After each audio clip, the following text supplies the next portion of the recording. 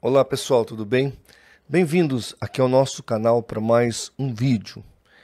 Nós estamos naquela série falando da problemática da mulher no contexto islâmico. E aqui, querido espectador, eu quero te dar uma informação muito triste. E não é nem com relação à doutrina do Islã e à mulher agora, mas é a nossa liberdade de expressão sobre certos assuntos aqui no YouTube e em outras mídias sociais.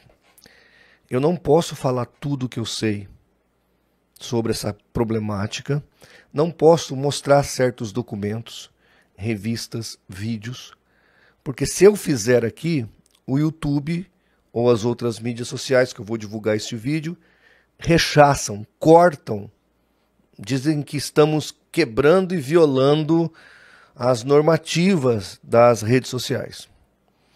Você vê, no Brasil estão querendo rechaçar mais ainda a nossa liberdade. Ao meu ver, teria que discutir realmente a liberdade, mas não para rechaçar mais, mas para devolvê-la. Porque nós não temos liberdade de fato. Eu não posso falar aqui o que acontece, o que eu tenho aqui em livros, revistas, jornais, que acontecem em países muçulmanos com as mulheres. Vocês estão entendendo a problemática? Já é um assunto que não há muito interesse da comunidade brasileira, principalmente da minha área, que é a comunidade evangélica.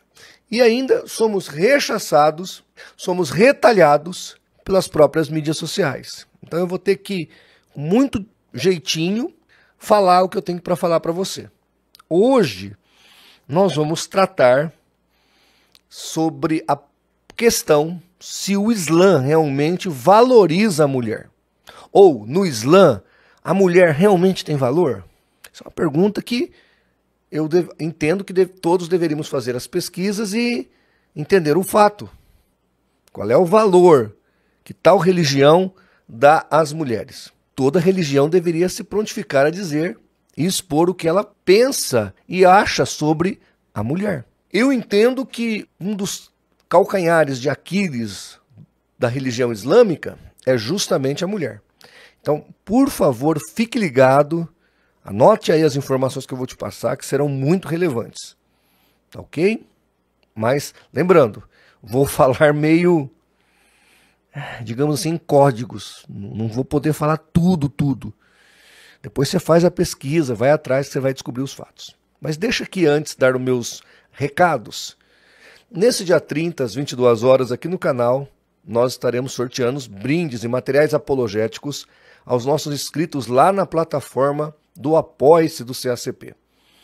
Provavelmente sortearemos nesta oportunidade uma Bíblia apologética com apócrifos do Instituto Cristão de Pesquisas. Então, vá lá, se inscreva, contribua conosco e nos ajude a fazer pela verdade o que as seitas fazem pela mentira.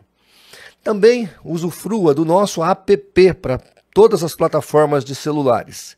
E se não se inscreveu, se inscreva, curta e compartilhe o nosso vídeo. Muito bem. Geralmente, quando tratamos deste tema, desta questão, é dito o seguinte, o Islã chegou num contexto onde as mulheres eram rechaçadas, humilhadas, não tinham vozes, não tinham liberdades, então trouxe liberdade às mulheres. Gente, isso é tão mentira, é tão mentira. É só pegar a própria biografia de Mohammed. Eu tenho um livro verde aqui, eu vou botar depois na edição do vídeo, chamado Mohammed, o Profeta de Deus. Neste livro aí você já vê os fatos. Tá lá os fatos, querido. Com quem que Mohammed foi casado? Com Khadija. Quem era Khadija? A dona do profeta. Ela era a patroa dele. Ficou viúva e então casou-se com ele.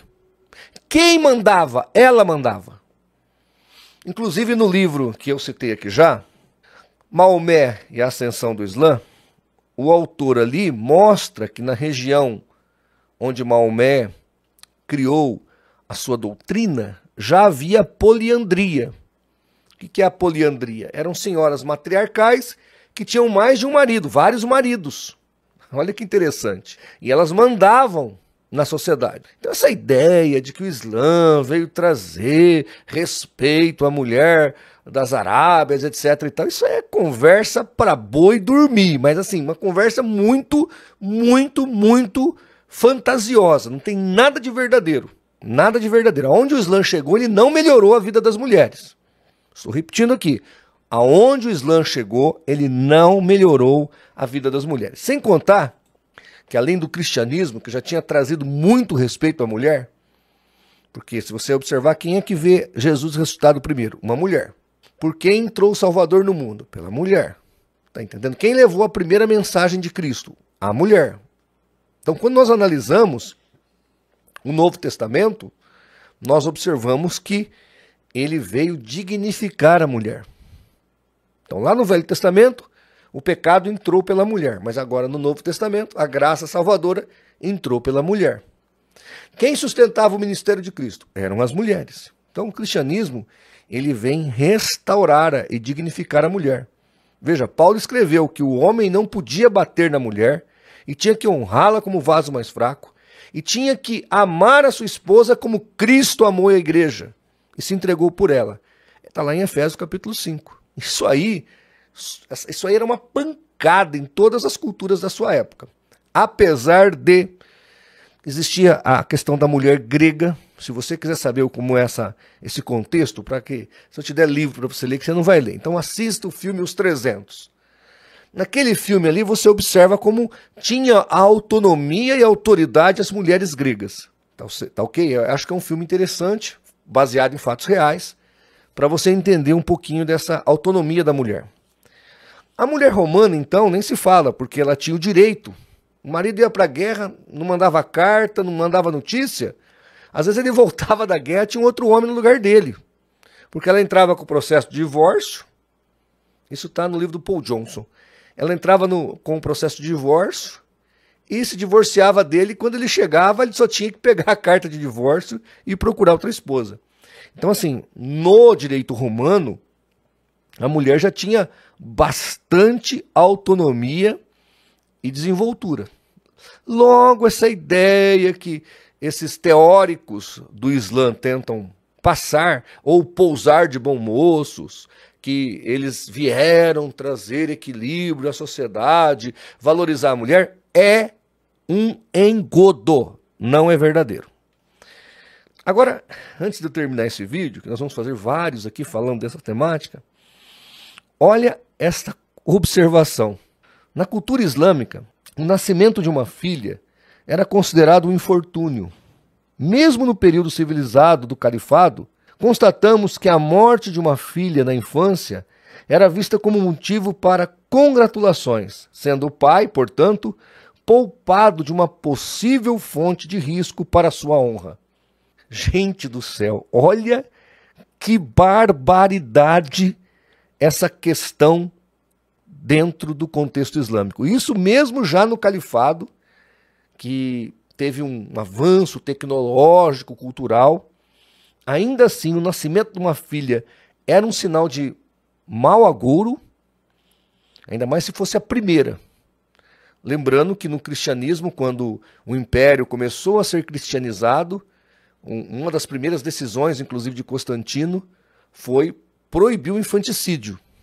Ele faz um decreto e proíbe, porque na cultura que já existia ali naqueles povos da Europa, havia a ideia de que se o primeiro filho fosse mulher, tinha que matar porque era azar, era mau agouro, então matava-se. O Constantino vai e acaba com isso, porque na fé cristã isso não era aceito. E isso estava lá na cultura da época de Mohammed, onde ter uma filha mulher primeiro era um sinal de mau agouro e infortúnio. E quando a menina, o pai, perdia, tinha lá 5 filhos, 2 eram mulheres, ou 3 eram mulheres. Quando ele perdia uma mulher ou 2 crianças ali, por alguma enfermidade, havia chegado a óbito, ele comemorava. Morreu uma filha ou 2 filhas, que bom. Não morreu o filho, morreu a filha. Vamos comemorar. Então, assim, eu quero que você entenda que essa ideia de que o Islã trouxe dignificação para a cultura feminina do seu tempo, século 7, 8, isso é um engodo, não é verdadeiro, não é factual. O que o Islã trouxe à mulher até hoje é um retrocesso social, é uma clausura, é um infortúnio a elas, mulheres. E eu vou mostrar isso aqui no decorrer desta série que nós estamos tratando sobre, eu não posso falar a palavra, mas sobre essa aversão que a cultura islâmica tem contra as mulheres. Por favor, se você quer me ajudar nesta informação, porque eu gostaria de falar mais coisas aqui, mas eu não posso. Mas o que eu já falei aqui, se você acha importante, se você acha relevante, me ajude divulgando este vídeo. Passe lá no grupo da sua igreja, para os irmãos assistirem, porque é relevante as informações que nós estamos aqui dando a você. E no próximo vídeo, eu vou ler textos alcorânicos. Então, fique ligado na nossa série, nessa informação que estou aqui tentando transmitir para você sobre a mulher e a cultura islâmica. Se Deus assim permitir, até o nosso próximo vídeo. Um abraço.